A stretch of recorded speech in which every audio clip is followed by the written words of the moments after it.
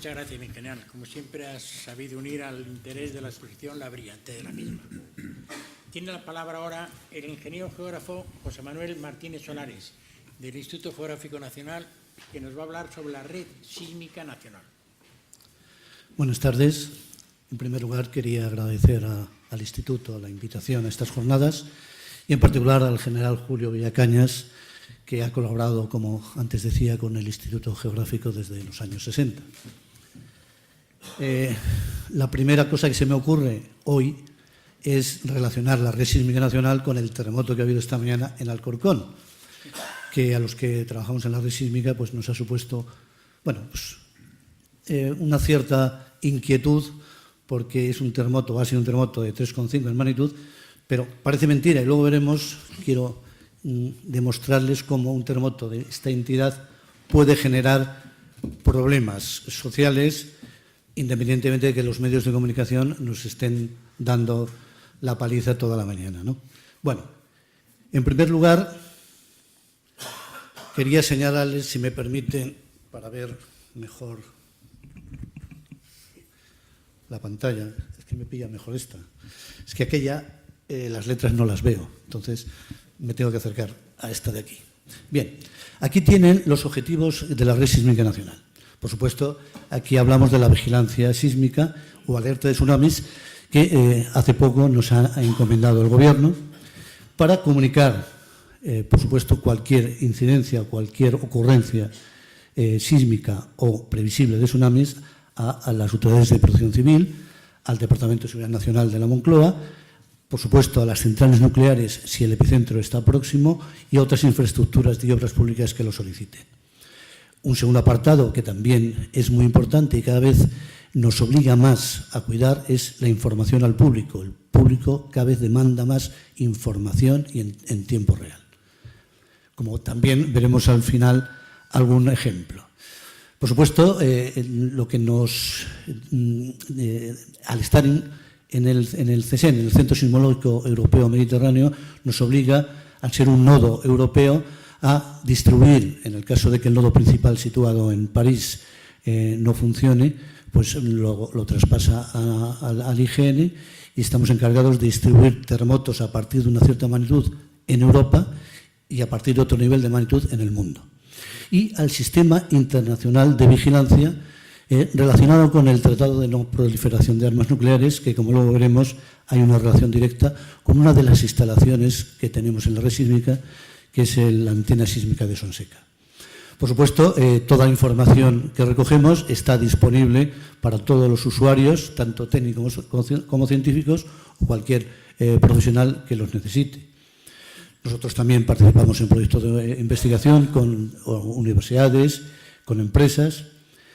Y la aplicación, todos estos resultados, una aplicación directa es, como ha dicho el general Villacañas, la Directriz Básica de Planificación de Protección Civil ante el Riesgo Sísmico, lo será en la futura Directriz Básica de Tsunamis, o de Maremotos, perdón, que estamos llevando a cabo con la Dirección General de Protección Civil, y también la norma de construcción sismoresistente que estamos intentando renovar y seguramente estará próximamente en uso.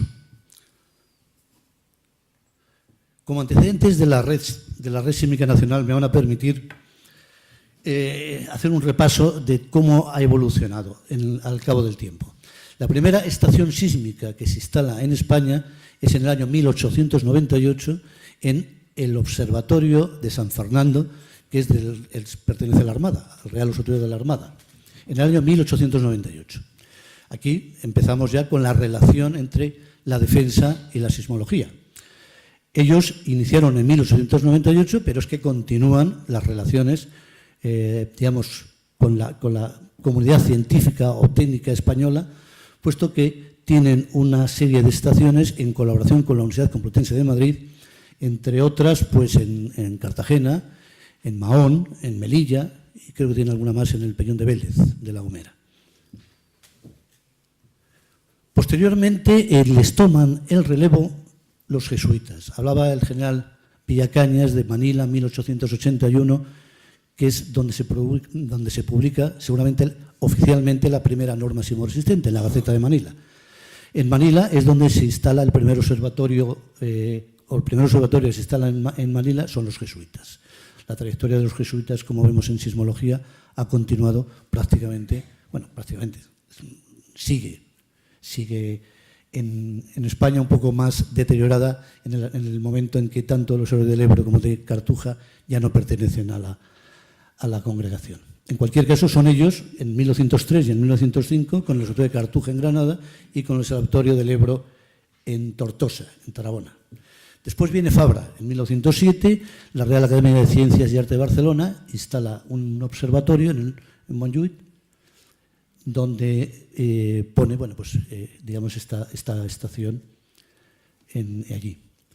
Es quizá la última previa a que el Instituto Geográfico Nacional en 1909, aunque anteriormente ya había proyectado la red sísmica propia del Instituto, al ser ya competencia formalmente, el gobierno le cede la competencia o le obliga al seguimiento de la sismología y del control de los terremotos en nuestro país, es el primer observatorio de Toledo en 1909.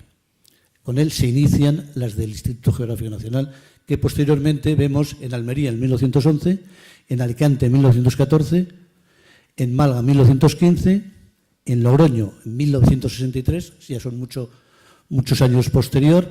Bien es verdad que, como ven, que las primeras están en la zona mediterránea y que es donde todos hemos visto que es donde más se producen los terremotos y donde mayor peligrosidad. Aunque la primera estación se instaló en Toledo porque la idea primitiva de la red sismológica española era un poco como una red geodésica, con estaciones, observatorios de primer orden, que sería Toledo, y estaciones de segundo o tercer orden, que serían el resto de observatorios.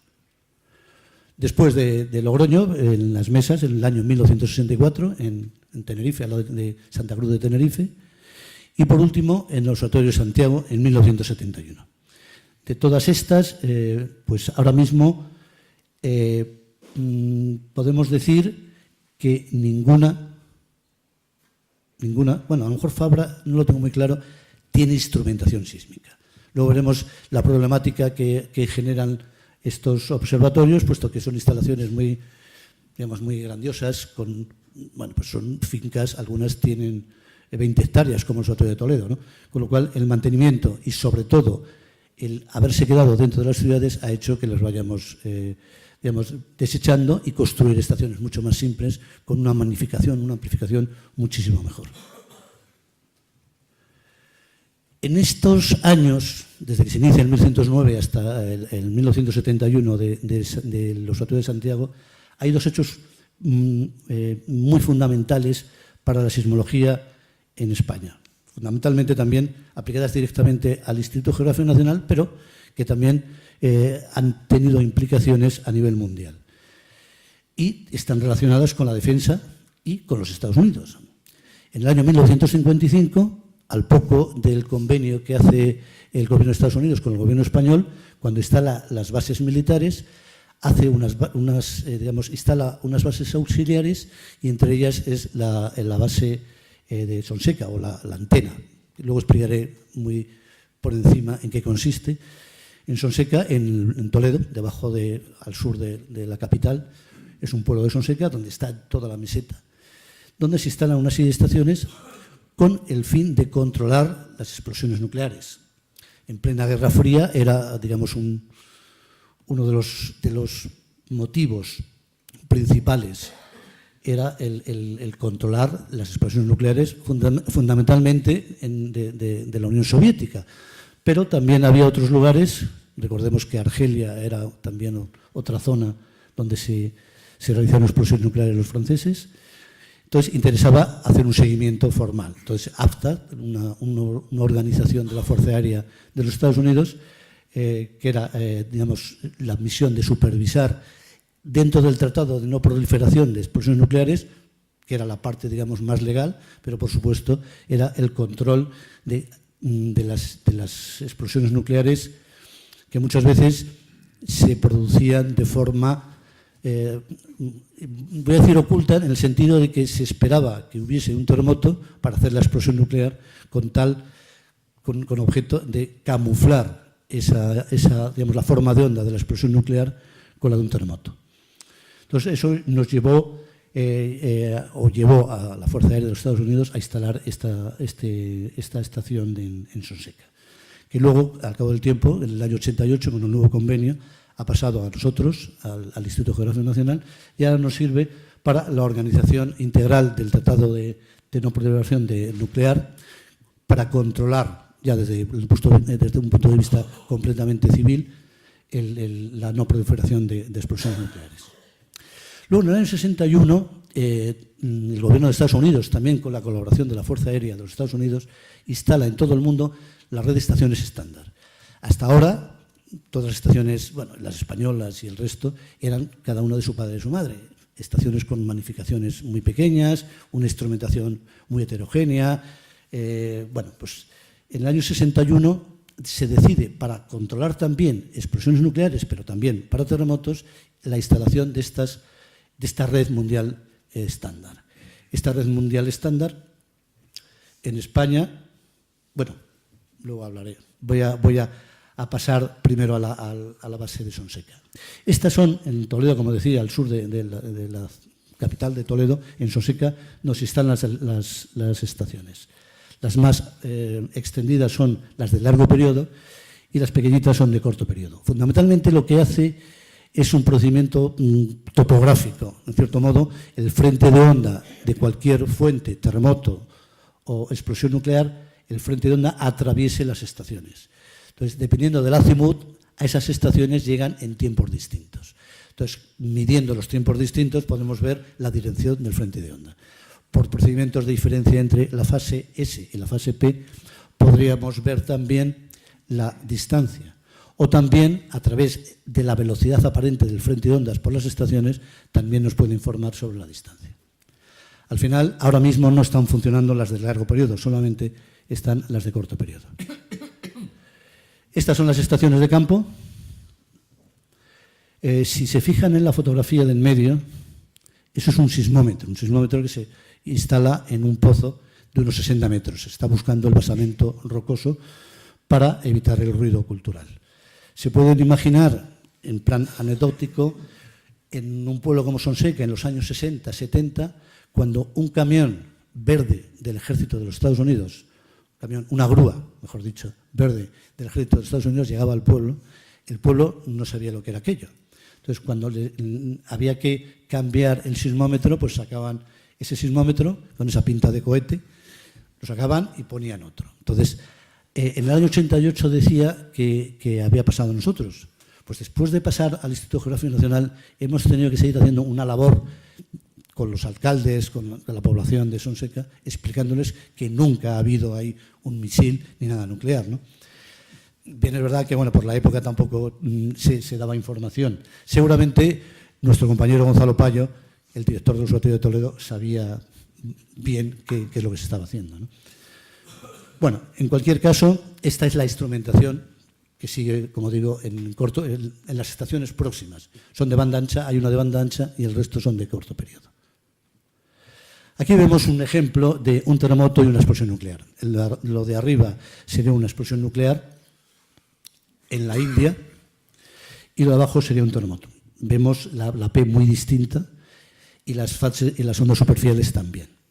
Entonces, bueno, una vez que se registran, digamos, la organización que hace el seguimiento establece una serie de parámetros. Uno de los principales es, desde el punto de vista sísmico, es la magnitud de ondas superficiales.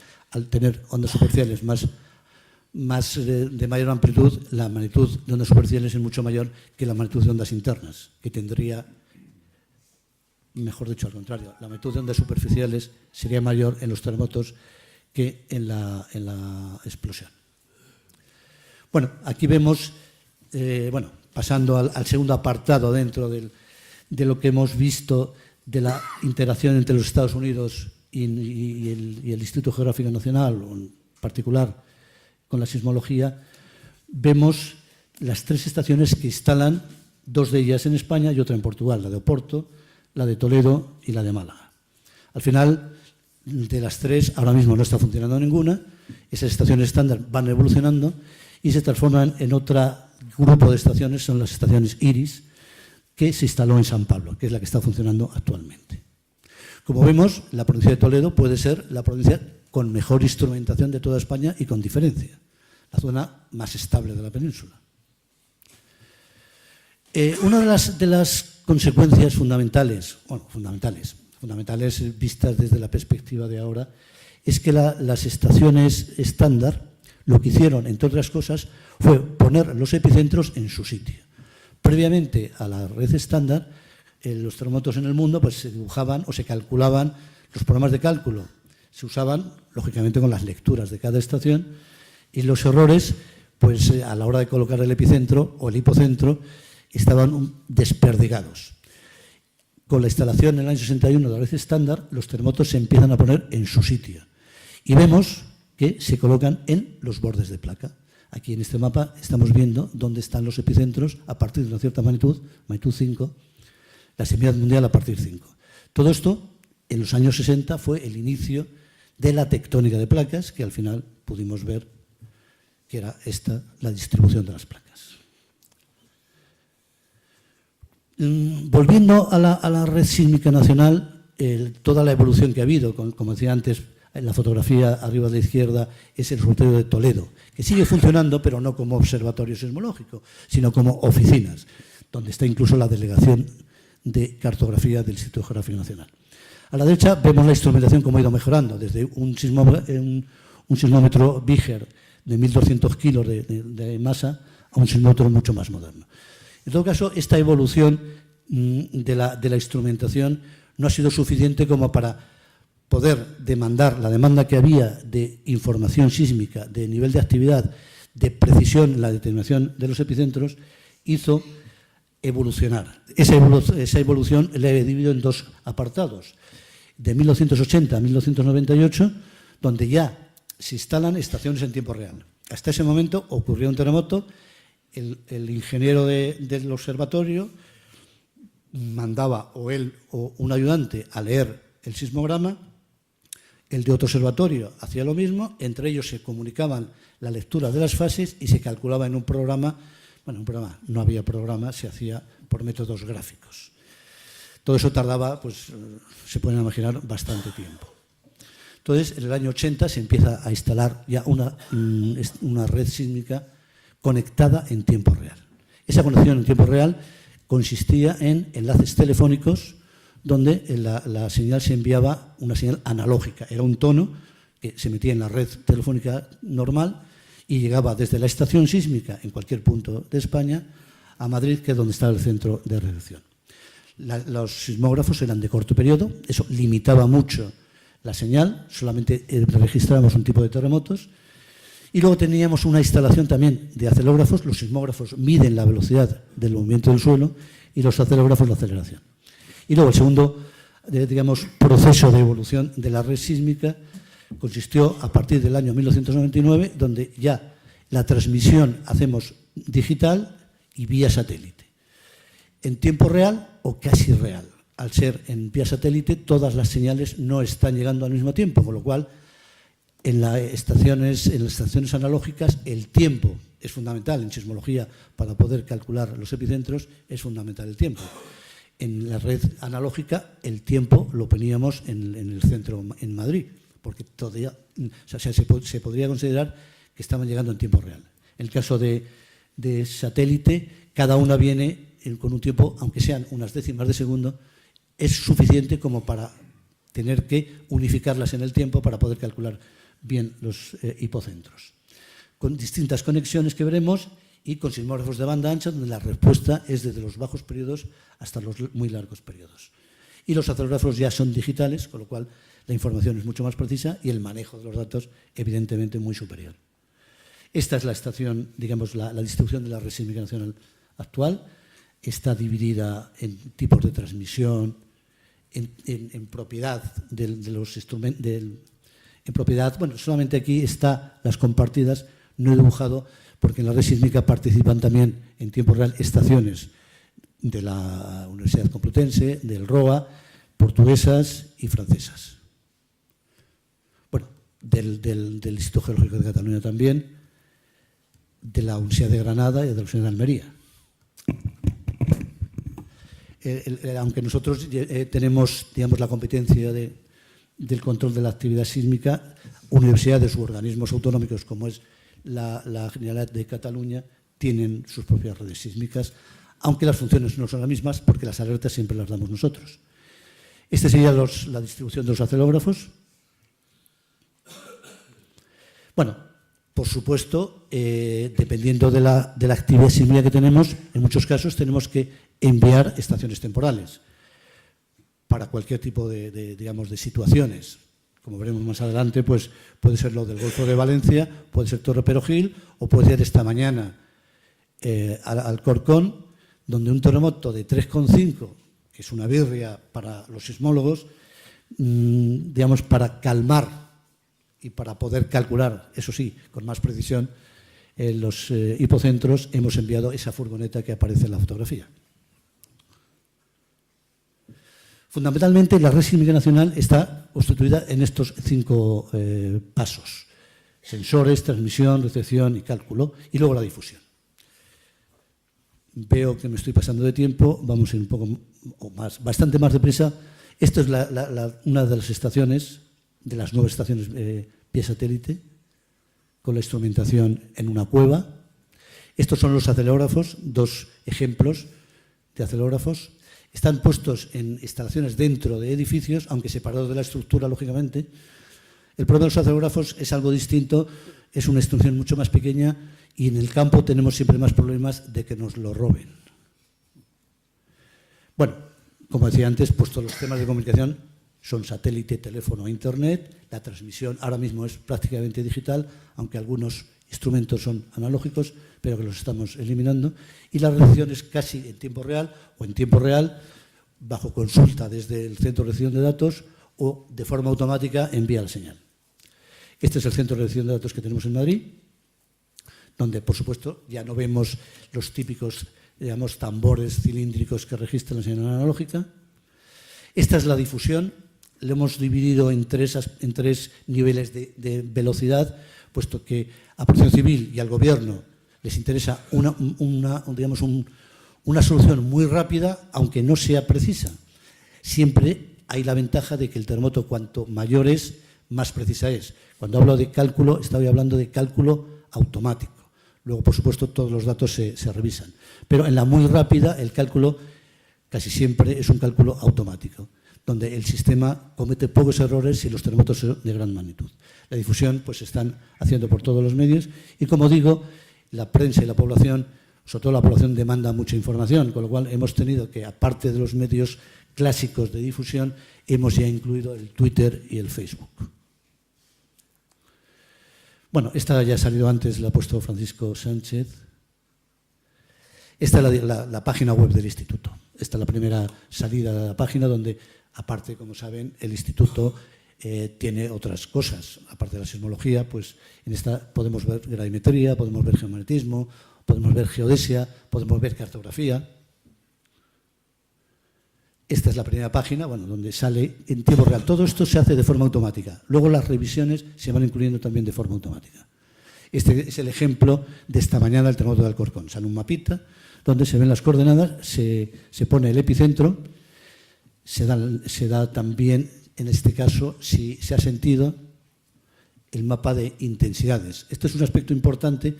Como decía antes el general Villacañas, en las normas anteriores, los valores que se dan en los mapas son en términos de aceleración, excepto en el 74, la norma del 74 y del 68, que se dieron en intensidades. Pero el parámetro de intensidad que ha definido antes también Francisco tiene la pega de que es un parámetro subjetivo.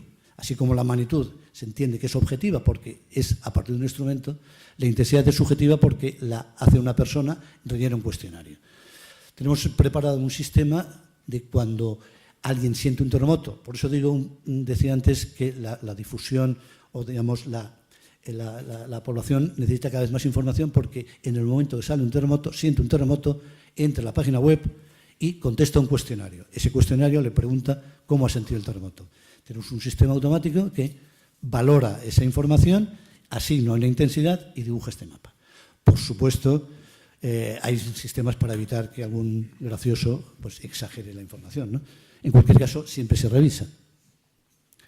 También estamos calculando los terremotos en el mundo. Como decía antes, nuestra pertenencia al CSEN o al sistema de control internacional de Viena nos hace hacer un cálculo también en tiempo real de los terremotos en el mundo a partir de ciertas magnitudes. Ahora mismo, aparte de las estaciones españolas, estamos en condiciones de usar 500 estaciones mundiales. Bien, es verdad que son a través de Internet. O sea que ahora mismo el intercambio de información dentro de las redes sísmicas es muy normal y muy rápido. Por supuesto, tenemos dentro de la página una posibilidad de explotar el catálogo. El profesional o el curioso o el periodista en cualquier momento necesita saber los terremotos que han ocurrido en una zona en un periodo determinado a partir de una magnitud o entre magnitudes o entre intensidades. Entonces, todo eso, por supuesto, está incluso en tiempo real, ¿eh? Por supuesto, el terremoto de Alcorcón saldría en esa explotación, pero el terremoto de hace media hora también, ¿eh? O sea, todo esto se actualiza. Bueno, esta es, digamos, el mapa que también ha salido antes de la distribución de terremotos de magnitud 3 en España. Como vemos, bueno, pues la actividad sísmica es notable en algunas zonas y en otras es menos notable. Pero yo quiero aquí sacar a colación dos ejemplos muy recientes.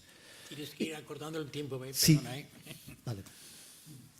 Dos ejemplos muy recientes. La serie sísmica de Torropero Gil, Sabiote en Jaén, que empezó en octubre del 2012 y continúa. Esta serie sísmica, el Instituto Geográfico Nacional, con otras universidades y otros institutos, se comprometió a hacer un informe, puesto que, digamos, asustó mucho a la población. Son terremotos, se sintieron los terremotos, fueron pequeños, pero en un momento determinado, al principio, alguien, no sé quién, empieza a sugerir que es fracking. Entonces se pueden imaginar el fracking cómo está considerado. Entonces, que si es fracking, que si no es fracking. Luego, otros grupos de investigadores empiezan con la sismicidad inducida. Si es un embalse que está a 20 kilómetros, el llenado del embalse. Luego, las lluvias. En octubre del año pasado llovió muchísimo, todo el otoño llovió muchísimo en la zona y ha seguido lloviendo. Luego, la extracción de agua. Comentaba el general también Villacañas, una finca que tenía próxima hace unos años la extracción de agua para el regadío de olivos. Con lo cual, el mare magnum que ha generado esta información nos ha hecho, o nos hizo en su momento, hacer un informe. Hacer un informe que lo vamos a entregar el jueves. Es que si no entregamos el jueves ese informe, el viernes viene una manifestación de los habitantes de Torropero Gil al Ministerio de Fomento. O sea, imagínense, y es por un terremoto de magnitud 3,7 el máximo. ¿Qué pasaría? Son 2.200 sismos los registrados. Esto hace 40 años se hubiese quedado en 3 terremotos de magnitud 3,5 o 3,7, sentido de intensidad 5. Pues sí, sentidos un poco, son zonas con un suelo muy blando que se sienten mucho, ¿no? Entonces, bueno, pues no pasaría de ahí seguramente. Pero, bueno, pues ha evolucionado, pues como digo, que el viernes o el jueves entregamos un informe o el viernes nos hacen una manifestación para ver si somos capaces de pararlos, claro. Bueno, pues ya el último caso, que es el que está más de moda, y aquí creo que hay representantes involucrados, es el del Golfo de Valencia. Aquí solamente estamos rehaciendo el informe junto con el Instituto Geológico y Minero para el Ministerio de Industria. Solamente quiero traer a colación la precisión de la red sísmica nacional. El mapa de la izquierda de colores son los epicentros calculados. Están calculados primero por el sistema automático y luego por los operadores, pero están calculados de forma muy automática en el sentido de que es el proceso normal. Cuando se produce un evento de este tipo, una serie de este tipo, lo que tenemos que hacer es un cálculo mucho más fino. Cambiar los procedimientos, cambiar el modo de corteza, cambiar los problemas de cálculo. Entonces, lo que a la nube de la izquierda se queda, digamos, mucho más restringida con la nube de la derecha, más agrupada, que es donde realmente están sucediendo. No vamos a hacer ninguna interpretación del resto de la información ahí contenida sobre fallas, etcétera. Eso se verá en las próximas semanas. Bueno, el futuro de la resísmica, bueno, pues como pueden comprender, es mejorar y digamos, mejorar la calidad todo lo que podamos. Muchas gracias.